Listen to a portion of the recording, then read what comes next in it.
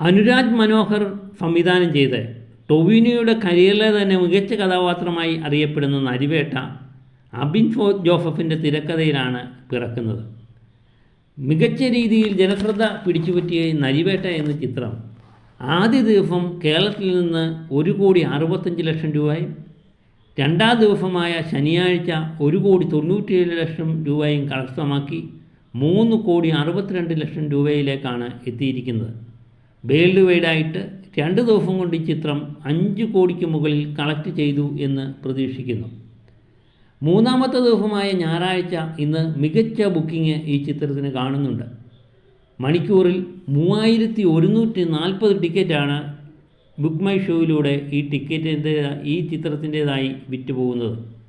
1,43,00,000 രൂപയാണ് ഈ ടൈം വരെ ഈ ചിത്രത്തിൻ്റെ ഇന്നത്തെ അഡ്വാൻസ് ബുക്കിംഗ്. അങ്ങനെ മികച്ച രീതിയിൽ മുന്നേറുന്ന ഈ ചിത്രം ഇന്ന് പ്രതീക്ഷിക്കുന്നത് 2.5 കോടിക്ക് മുകളിലുള്ള തുക തന്നെയാണ്. അങ്ങനെ കേരളത്തിൽ നിന്ന് 3 ദിവസം കൊണ്ട് ഈ ചിത്രം 6 കോടിക്ക് മുകളിൽ കളക്ട് ചെയ്യും എന്ന് തന്നെ ഏകദേശം ഉറപ്പാക്കിയിരിക്കുന്നു. വേൾഡ് വൈഡ് 8 കോടിക്ക് മുകളിലുള്ള തുകയും നമ്മൾ ഇന്ന് പ്രതീക്ഷിക്കുന്നുണ്ട്. അങ്ങനെ ടൊവിനോയുടെ ചിത്രം മികച്ച രീതിയിലുള്ള തുടക്കമാണ് മലയാള സിനിമയിൽ കുറിച്ചിരിക്കുന്നത്. മറ്റൊരു ചിത്രമാണ് ധ്യാൻ ശ്രീനിവാസൻ്റെ നായക വേഷത്തിലിറങ്ങിയ ഡിഗ്നിറ്റി ഉജ്ജ്വലൻ എന്ന ചിത്രം. ഇന്ദ്രനിൽ ഗോപികൃഷ്ണനും രാഹുൽ ജി നായരും രചനയും സംവിധാനവും നിർവഹിച്ച ഈ ചിത്രം മികച്ച ബുക്കിങ്ങും നമുക്ക് കാണാൻ പറ്റുന്നുണ്ട്.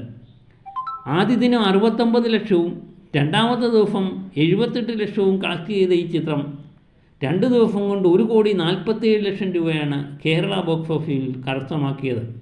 ഇന്ത്യ ഗ്രോസായിട്ട് 1,64,00,000 ഈ ചിത്രം കാണിക്കുന്നു. ഇന്ന് 24 മണിക്കൂർ കൊണ്ട് 18,680 ടിക്കറ്റ് ഈ ചിത്രത്തിൻ്റെതായി വിറ്റുമാറുന്നുണ്ട്.